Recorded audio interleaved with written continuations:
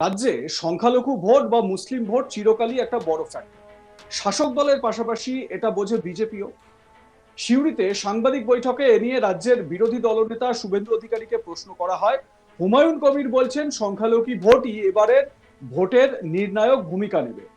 জবাবে শুভেন্দু বলেন মুসলিমরা নিয়ন্ত্রণ হবে, এটাকে সামনে রেখেই হুমায়ুন কবির বাবরি মসজিদের শিলান্যাস করেছেন। তিনি 12ই ফেব্রুয়ারি বাবরি যাত্রা করবেন বলেছেন। তিনি জানান আসাদুদ্দিন ওয়েসি ও হুমায়ুন কবিররা তীব্র সাম্প্রদায়িকতার বীজ বপন করে 70-80 থেকে 90টা সিট জিতে মুসলিম মুখ্যমন্ত্রী করতে চান বলে আমার মনে হয়।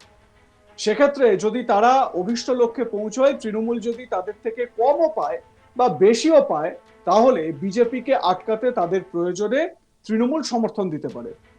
তো শুভেন্দু অধিকারী এ প্রসঙ্গে কি বলেছেন শুনে নিন। সংখ্যালঘু মানেই তো মুসলিম নয়, অন্যরাও আছেন।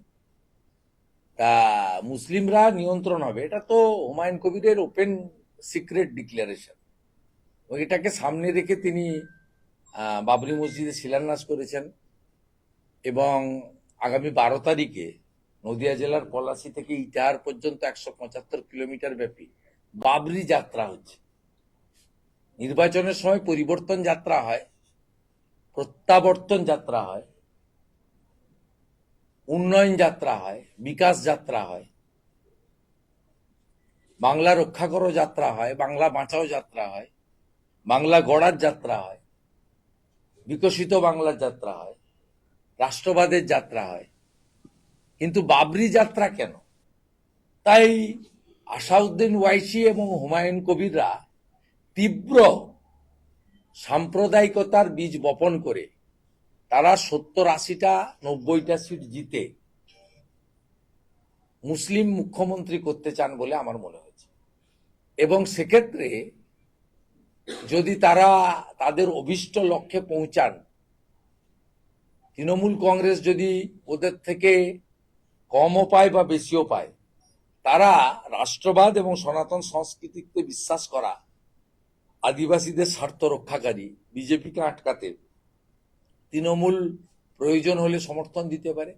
এই অঙ্ক নিয়ে বলছেন তারা ত্রিশঙ্কু বিধানসভা করতে চান, এই কারণে যাতে এমনি তো বলছেন মুসলিম উপমুখ্যমন্ত্রী চাই আমাদের, তখন দেখা যাবে পরিস্থিতির নিরিখে যদি রাষ্ট্রবাদীরা এবং সনাতনীরা ঐক্যবদ্ধ না হন, তাহলে দেখা যাবে যে ওরা 70 পেয়ে গেছে, তৃণমূল 70-75 পেয়ে গেছে,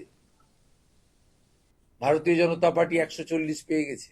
তাহলে দুজন মিলে গিয়ে বলবে আমরা 145, তখন এরা বলবে আমরা মুসলিম মুখ্যমন্ত্রী করতে চাই, তৃণমূল দেখা যাবে নিঃশর্ত সমর্থন দেবে। দুজনের এজেন্ডা একই, একজন সরাসরি বলছে, আরেকজন কার্যত নিজের আচার আচরণ কর্মপদ্ধতিতে বলছে। এবারে আপনাদের দেখাবো হুমায়ুন কবির কি বলেছেন, তার বক্তব্য আপনাদের শোনাবো। কলকাতায় সাংবাদিকদের সামনে হুমায়ুন কবির জানিয়ে দেন তার জনতা উন্নয়ন পার্টি এই মুহূর্তে আসন্ন বিধানসভা ভোটে 294টি আসনের মধ্যে 182টি আসনে লড়ার ক্ষমতা রাখে।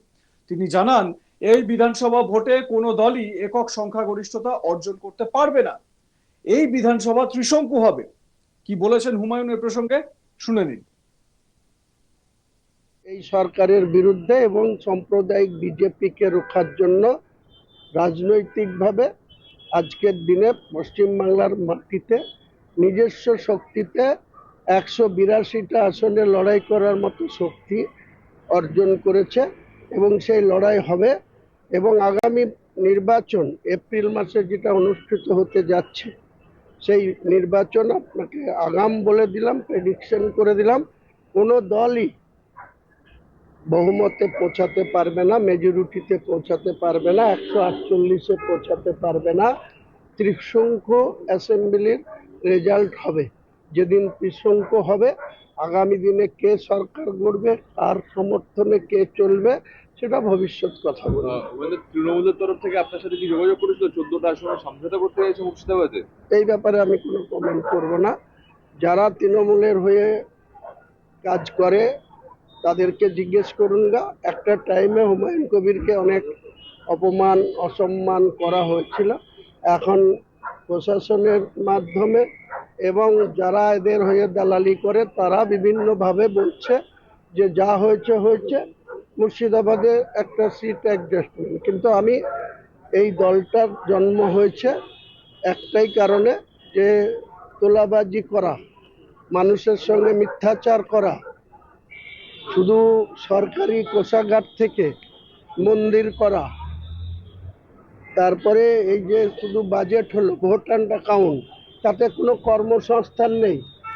সেখানে সুপ্রিম কোর্ট অর্ডার দিচ্ছে, তারপরেও ডিএ নেই কর্মচারীদের, শুধু ভাতার সরকার।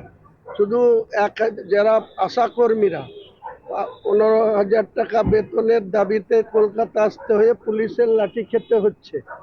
আজকে তারা বড় বড় কথা বলছে, আগামী দিনে নির্বাচন আসতে দিন এসবের সব জবাব বাংলার মানুষ দিয়ে দিবে।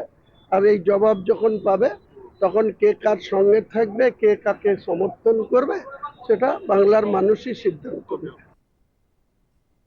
পরিষ্কার বার্তা দিচ্ছেন হুমায়ুন কবির, যে তিনি বলছেন বা তিনি প্রেডিক্ট করছেন যে এই বিধানসভা 26-এর বিধানসভা ত্রিশঙ্কু হবে, মানে কোনো একটি দল একক সংখ্যাগরিষ্ঠতা পাবে না। এবার যদি সেটা হয়, ত্রিশঙ্কু যদি হয়, তাহলে হুমায়ুন কবিরের নবনির্মিত দল, সেই দল কি তৃণমূল কংগ্রেসের হাত ধরবে? অন্তত শুভেন্দু অধিকারী সেই রকমই বলছেন।